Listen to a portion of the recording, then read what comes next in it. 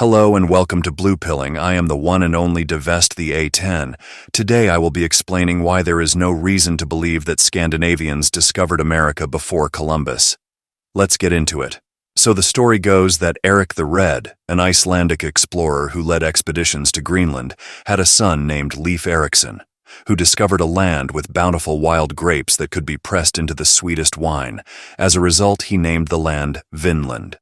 I should note everything about the lives of these explorers is third-hand at best or written hundreds of years after the fact.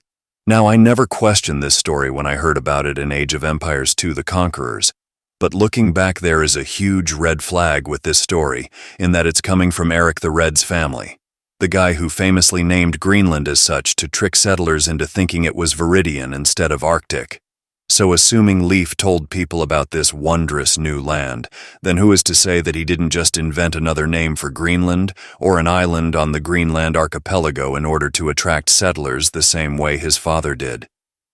The narrative of naming Vinland after its grapes also sounds convincing on the surface, but falls apart when you start fitting the description Leif gives with the real world. If Leif was talking about North America and made wine from the native wild grapes, those wild grapes aren't sweet at all. Sweet grapes are the result of human domestication of grapevines.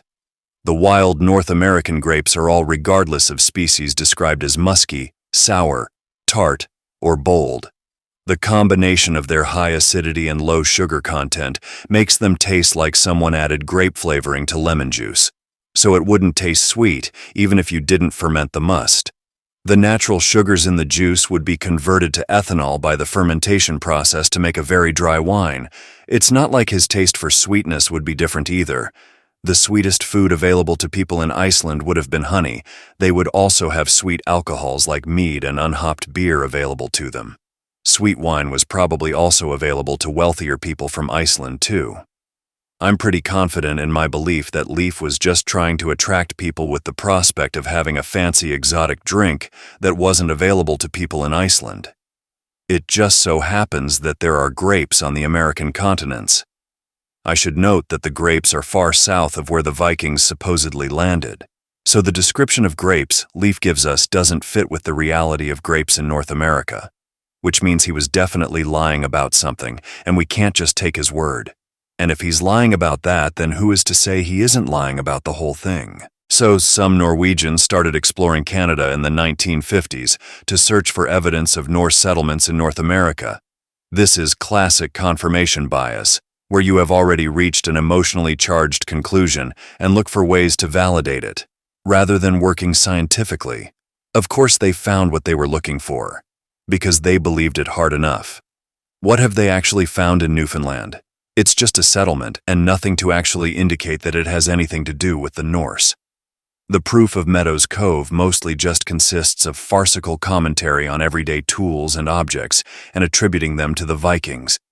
You need to accept the premise that sewing needles, bows and arrows, wooden construction and boats were all unknown to Aboriginal Americans before the Vikings introduced them. Because that is what they are claiming. There's no evidence that this was a Viking settlement, and there should be plenty. For instance, if they had fossils of something from the Eastern Hemisphere, such as human remains, European plants, or animals, anything that looks like it was crafted by Norse people or used materials they only had access to, or something that was worked on with metal. Anything written in a Norse language like a stone carving would have worked too. There isn't any strong evidence for the claim that Norse explored North America. The most generous thing I can say is it's just the collective hysteria of white people, connecting commentary about grapes they never tasted with a dude from a millennia ago, while confusing cultures they don't care about with ones they do. Alternatively, this was all a scam to legitimize a tourist trap in the ass end of nowhere.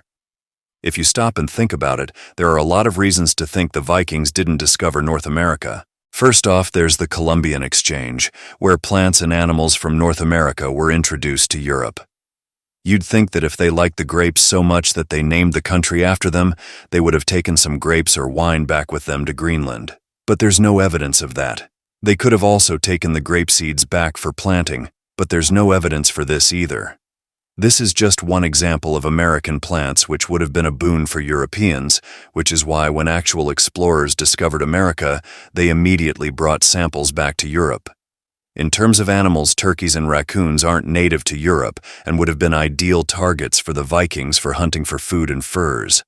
But no mention is made about the flora or fauna of North America, except for a fictional species of sweet, wild grapes.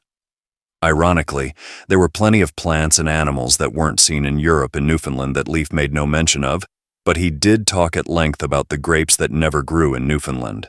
As an example, at Meadows Cove, they found a lot of fossilized butternuts, which is something they don't have in Europe and actually tastes good, unlike wild grapes. The real kicker is that it's definitely impossible that Leif Erikson sailed to North America because of microbiology. He claims to have had contact with the natives of Vinland and fought against them. This means that the natives of Vinland would have had close contact with the Norse. Because of the way viral infections work, these Norse would be carriers of common diseases. They would spread to anyone they had contact with who hadn't built up immunity to the diseases from exposure like chickenpox, the flu, and common cold. This would have left an archaeological and biological record. People with Aboriginal ancestry would have genetic markers from their immune system adapting to distinct viral strains that existed 500 years before Columbus landed. We know this would happen because this is what happened to the native population when Europeans made contact with them 500 years later. Archaeologically, the large number of deaths from these new epidemics would have inevitably left fossils from the period, which would show evidence of carrying these diseases with symptoms affecting their skeletal system and preserved virus samples. This would be really easy to verify if there was any merit to this theory from the wishful thinking whites. The fact of the matter is that Norse discovering America is bad history, created by people with a nasty case of main character syndrome, in addition to being scientifically impossible in the same way flat earth, miasma, or creationism is impossible. The Norwegians just never had to deal with someone scrutinizing their claims before. Thanks for listening. I hope you found the video enlightening and entertaining. If I've not convinced you, then the burden of proof is on you to prove that Norse people traveled to America before Columbus.